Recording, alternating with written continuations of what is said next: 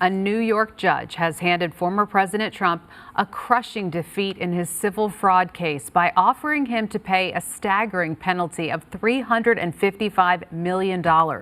Judge Arthur Engoron found Trump liable for manipulating his financial records to inflate his wealth to get to favorable terms on bank loans. Judge Engoron also barred Trump from serving in top roles in any New York company for 3 years. In addition, the judge ordered Trump and his sons to pay interest on the penalty. That would push the damages to $450 million. Trump spoke angrily about the verdict from Florida. Listen. If I weren't running, none of this stuff would have ever happened. None of these lawsuits would have ever happened. These are corrupt people. These are people that shouldn't be allowed to do the things they do. And they're using this as weaponization against a political opponent who's up a lot in the polls. Judge Engoron criticized Trump for refusing to admit wrongdoing for years, saying his lack of remorse borders on pathological. Hey everyone, welcome back. Adam is here, so let's get into it. In a real courtroom, Trump's own lawyers used 2 words that collapsed his entire billionaire myth. Practically impossible, as in practically impossible to post bond for the money he owes. The man who built an empire on his name, wrote a book about deal-making, and sold the world on gold towers just admitted through his attorneys that he can't find enough cash or enough believers to cover a court judgment. Former President Donald Trump reportedly running into a possible financial crisis as his lawyers claim he is struggling to secure a bond for that $464 million civil fraud judgment against him in New York. His legal team saying he's facing insurmountable difficulties on this. ABC's Jacqueline Lee has the story. Despite being in the middle of a presidential campaign, former President Donald Trump is telling a New York appeals court he can't possibly cover the $464 million bond he must post a week from now. His attorneys saying they face insurmountable difficulties after they say they approached and got rejected by more than 30 insurance companies who were unwilling to underwrite the bond. One of the reasons, they say, being Trump doesn't have enough cash and the insurance companies are unwilling to accept his real estate assets as collateral. A New York judge reviewed the evidence and found a deliberate, documented pattern. Inflate property values when seeking bank loans, deflate them when it's convenient elsewhere. Decades of exaggeration finally met a legal system that demands receipts. And the price tag for that deception, calculated by Judge Arthur Engoron with cold mathematical precision, landed somewhere in the neighborhood of $454 to $464 million. And here is the detail that should make your stomach tighten. But first tonight, the breaking news involving former President Trump. Here in New York City, a judge ruling that the former president committed widespread fraud. The judge determining Trump lied for years about his net worth by inflating the value of his real estate portfolio. The judge finding the evidence so overwhelming, they don't need to go to trial. The former president accused, along with his 2 eldest sons, Don Jr. and Eric. Among the properties the judge found they inflated, his Fifth Avenue apartment in Trump Tower by as much as $200 million, and inflating the value of Mar-a-Lago in Florida by nearly $600 million. In bringing the suit, New York Attorney General Letitia James had accused Trump, his sons, and his business of overstating their net worth by as much as $2.2 billion, duping banks, insurance companies, and business partners. Tonight, the judge deciding the evidence is clear. Every single day that passes adds tens of thousands more in accruing interest. The meter never stops running. And Attorney General Letitia James made it abundantly clear she was not engaging in rhetorical theater. Her office filed judgments in New York City and Westchester County, Trump Tower, 40 Wall Street, 7 Springs, Trump National Golf Club Westchester, each one now sitting beneath the heavy shadow of recorded legal claims that open the door to liens, to forced sales, to the most spectacular public financial reckoning the American real estate world has ever witnessed. Tonight, a judge in New York has determined former President Trump committed systemic fraud, lying for years about his net worth by inflating the value of his real estate portfolio. The fraud was so overwhelming, the judge decided there was no need for him to even hear evidence or testimony at a civil trial set to begin next month. The judge found Trump inflated the value of his Fifth Avenue apartment in Trump Tower by as much as $200 million by claiming it was triple its actual size. Trump said Mar-a-Lago was worth up to $600 million when the judge said the Palm Beach estate's assessed value was no more than $27 million. The judge agreeing with New York Attorney General Letitia James, Trump overstated his net worth by as much as $2.2 billion, duping banks, insurance companies, and other business partners into giving Trump, his eldest sons, and their family real estate business better terms than deserved.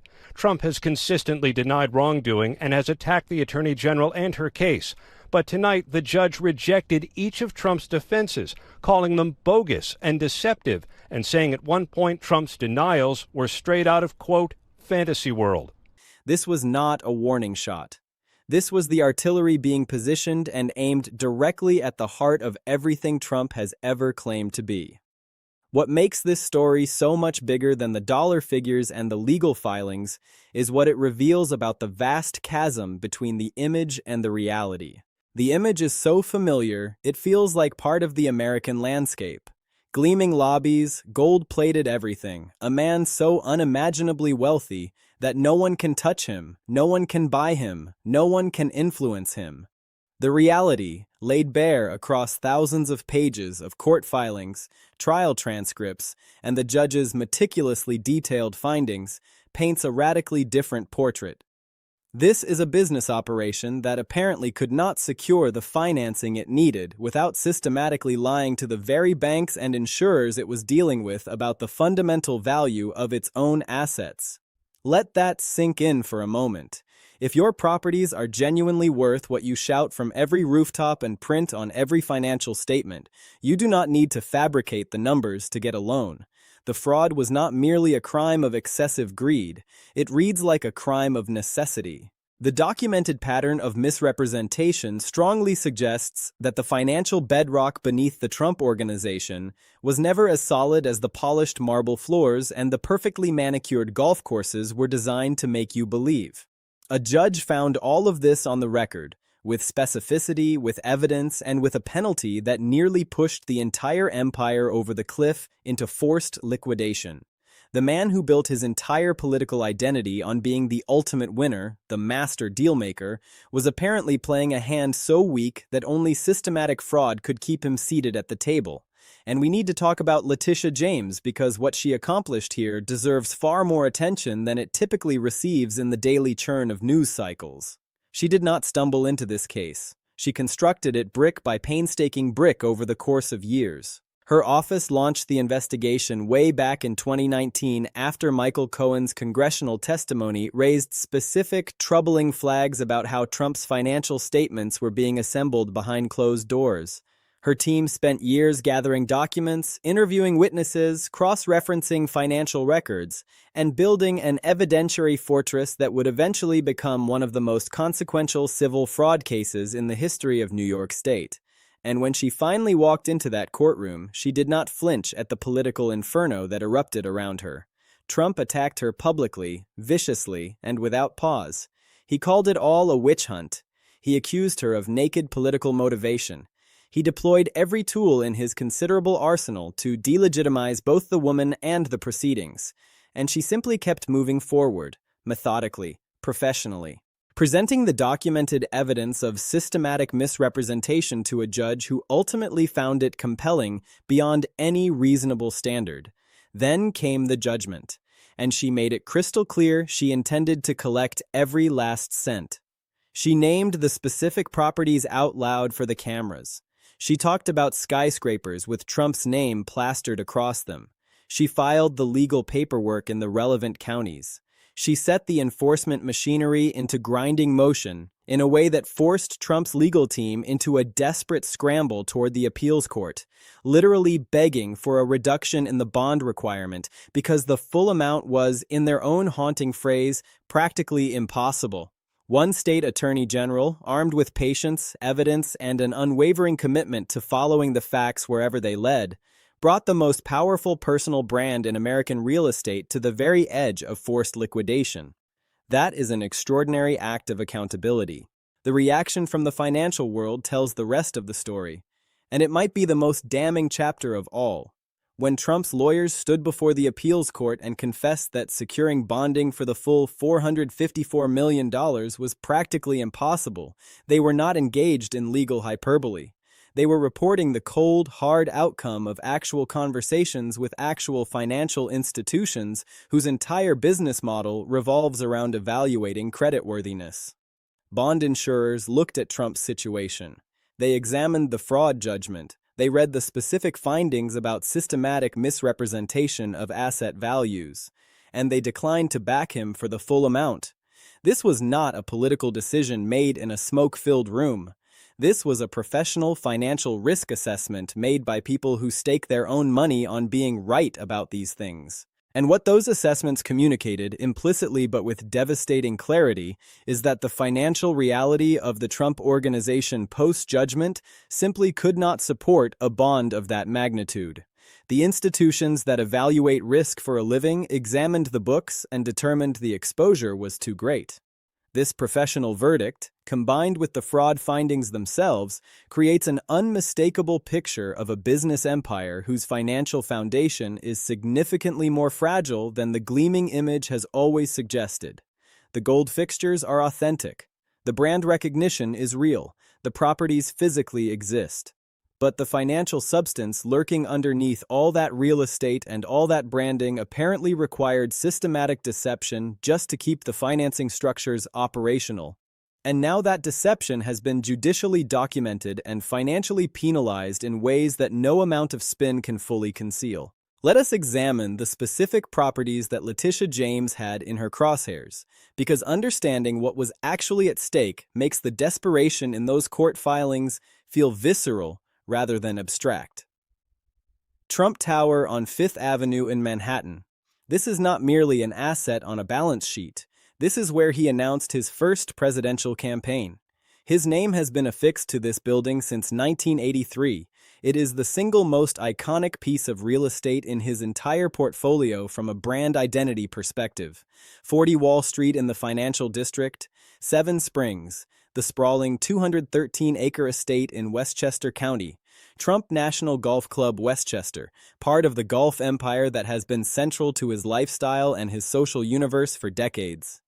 Letitia James filing enforcement judgments against all of these properties simultaneously was not a random act of legal aggression. It was a precisely calibrated maneuver designed to make absolutely and viscerally clear that the enforcement action she was prepared to take would strike directly at the assets most central to Trump's identity.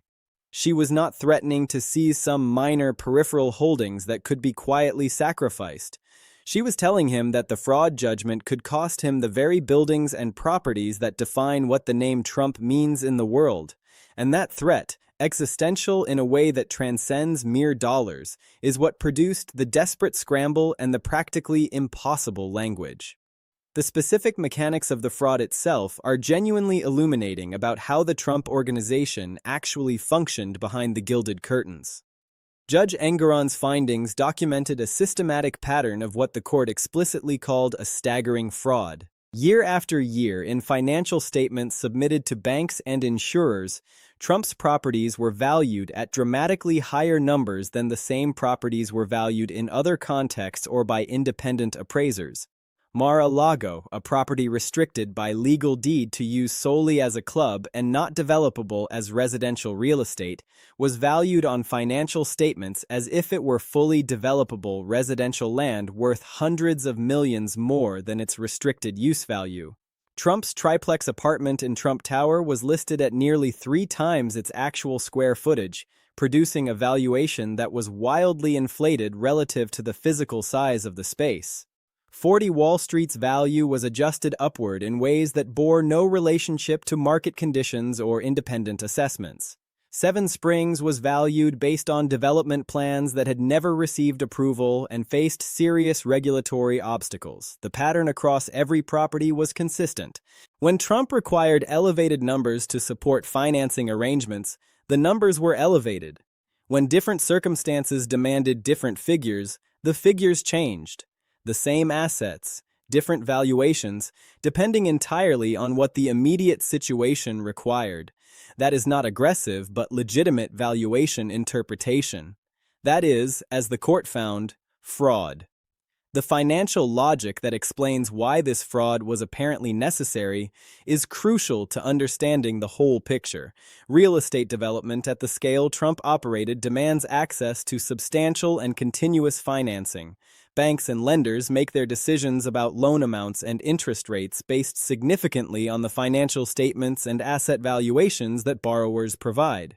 If your actual assets are worth considerably less than what your financial statements claim, you face an uncomfortable choice. You either accept less financing at higher interest rates, which constrains your operations, or you provide inflated financial statements to secure the financing your business model requires.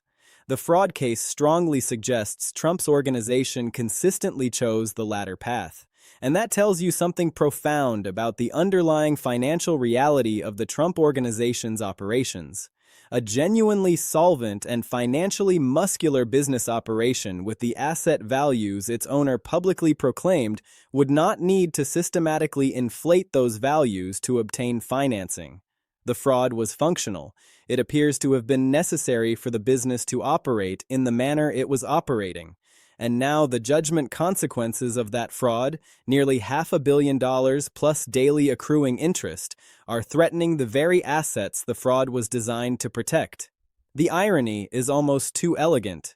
He inflated the values to get loans he might not have qualified for otherwise. And now the penalty for that inflation is threatening his ability to keep the properties themselves. The ongoing appeal creates a situation that has not been fully absorbed into public understanding. The appeals court temporarily paused enforcement in exchange for a reduced bond of $175 million. The appeal proceeds. But if the appellate court upholds Engoron's findings and the full judgment, Trump faces having to pay the entire amount plus whatever additional interest has accumulated during the appeal process. The bond he posted gets applied toward that total. The remaining unpaid balance after applying the bond would be somewhere in the range of $280 to $300 million or potentially more depending on the precise interest calculation. That is a colossal sum that must originate from somewhere, from liquid assets, from property sales. And here is the crushing complication. The fraud judgment and the financial institution pullback we have discussed have made all of those options significantly harder and more expensive. Banks and insurers that declined to back Trump for the full bond amount are not suddenly going to enthusiastically provide the financing he would need to cover the full judgment. Liquid assets that can be rapidly deployed may simply not exist at the necessary scale without selling properties. And selling properties under financial duress, in a distress sale scenario driven by a court judgment rather than at a moment of Trump's choosing under optimal market conditions, would produce dramatically lower proceeds than the inflated values in his financial statements claimed his portfolio was worth. The gap between the image values and the distress sale reality could be staggering. And that gap is precisely what the fraud case was about from the very beginning. The bank turning away dimension of this story deserves far more attention than it receives. The fraud judgment has not merely created a specific legal and financial liability for Trump personally. It has fundamentally altered how the financial institutions that real estate empires depend upon for their ongoing operations evaluate the risk of doing business with Trump-related entities. We know bond insurers declined to back the full judgment amount, but the implications cascade far beyond that single transaction. Lenders who provide the financing that commercial real estate operations require to function, to refinance existing mortgages, to fund capital improvements, to support operations during slower periods, are now conducting their due diligence on Trump-related financing requests with the fraud judgment findings sitting directly in front of them. A court has found systematic misrepresentation of asset values in the financial statements Trump's organization submitted to financial institutions. That finding is directly and devastatingly relevant to any future financial institution's assessment of whether the financial statements Trump's organization provides can be trusted. And unreliable financial statements represent one of the most fundamental risk factors a lender can possibly face. The fraud judgment has not just cost Trump money, It has torched his credibility with the financial institutions whose cooperation his business model absolutely requires. And that credibility damage, unlike the bond payment itself, does not simply evaporate when the specific legal proceeding concludes. It is a permanent stain on his financial reputation that will affect how he is treated in every financing conversation for years to come. The political narrative dimension ties this financial story back to the broader accountability picture. Trump's wealth image is not merely personal vanity, it is political infrastructure. The argument that he is so staggeringly wealthy he cannot be bought or influenced is one of the foundational pillars of his entire political brand. The argument that his business success proves his governing competence is another pillar. A civil fraud finding that documents systematic lying about his wealth combined with a bond scramble that his own lawyers described as practically impossible erodes both of those foundational claims simultaneously. The fraud finding establishes that he lied about his wealth in court-documented, legally verified detail. The bond scramble suggests that the wealth he actually possesses may not be nearly as liquid or as accessible as he has always claimed. And the financial institution pullback demonstrates that the professional money world now treats his financial credibility as materially and perhaps permanently damaged. None of that aligns with the carefully cultivated image. All of it is documented reality, and the gap between the two has become impossible to ignore. Here are the specific takeaways that matter most from this entire saga.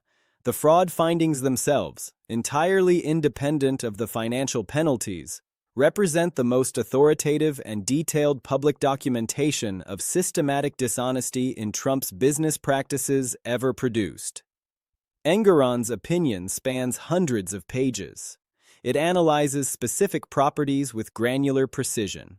It documents specific misrepresentations with dates and figures. It traces the pattern across years. It names specific individuals, including Trump personally and his adult sons. And it concludes that what occurred was a staggering fraud that persisted for years and involved falsifying business records and providing false financial statements to financial institutions. That documented finding is now part of the permanent judicial record. It exists regardless of what happens on appeal. It is cited in financial industry risk assessments.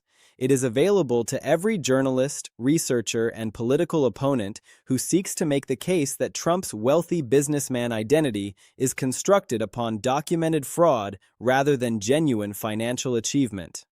The fraud finding is not simply a financial consequence.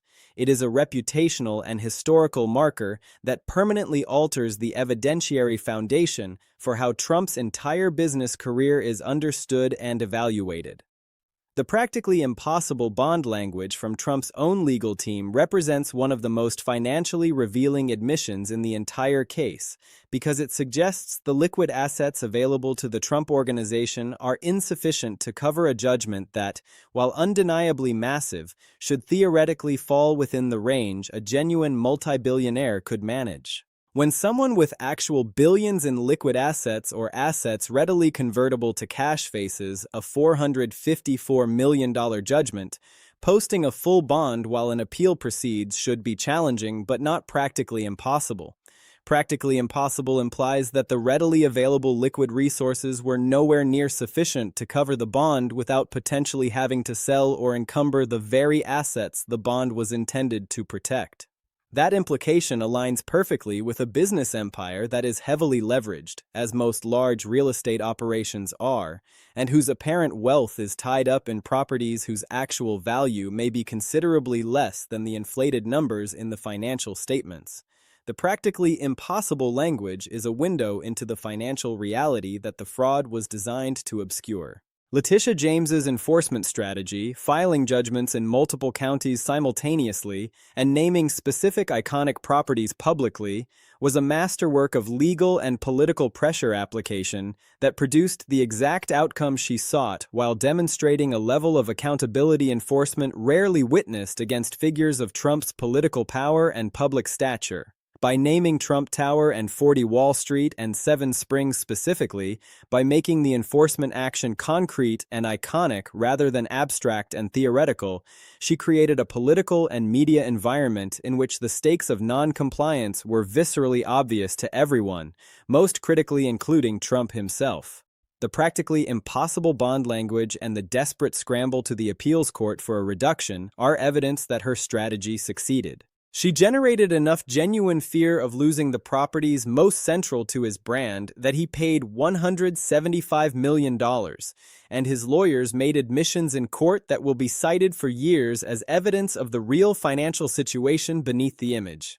That is accountability enforcement executed with genuine skill and genuine effect. The ongoing appeal and the genuine possibility of the full judgment being upheld means the asset seizure threat is not resolved. It is merely deferred. And the financial situation that made the bond practically impossible has not fundamentally improved during the appeal period. If anything, it has grown more complicated as interest continues to accrue on the judgment and as the financial institution pullback compounds the difficulty of accessing the capital that would be needed to cover the full amount. Every day that passes without a favorable appellate ruling is another day of accruing interest, making the full judgment larger and more daunting. And every day that financial institutions treat Trump-related financing requests with increased skepticism is another day making the capital access problem harder to solve. The appeal is the only barrier standing between the current suspended state and a resumption of James's enforcement process. The appellate court is being asked to reverse findings that Engoron made based on a detailed and lengthy trial record. Appellate courts reverse trial court factual findings only when those findings are clearly erroneous. And Engoron's findings, grounded in thousands of pages of documentary evidence and extensive testimony, are not obviously clearly erroneous. The odds of a full reversal that makes the judgment disappear entirely are not favorable. Here is the absolute bottom line. A judge found systematic fraud. An attorney general was prepared to seize iconic properties. Trump's own lawyers admitted in open court that posting the full bond was practically impossible. Financial institutions declined to back him for hundreds of millions of dollars, and the only thing standing between Trump and the forced liquidation of the properties that define his entire brand is a $175 million bond and an appeal that asks an appellate court to reverse detailed factual findings from a lengthy trial. The desperation was real. The near seizure was real. The vast gap between the image of fabulous wealth and the documented financial reality is real. And if the appeal fails and the money is not there when James returns to court for enforcement, the marshals and the seized properties are not some YouTube fantasy. They are the next logical step in a legal process that has already progressed to the point where the paperwork was literally prepared and the counties were already notified. The empire built on inflated numbers stands one court ruling away from facing the consequences of what those numbers actually were. The appellate ruling is approaching, and when it lands, the financial walls around Trump's most iconic properties will either hold or they will come crashing down in a way that changes the Trump brand forever.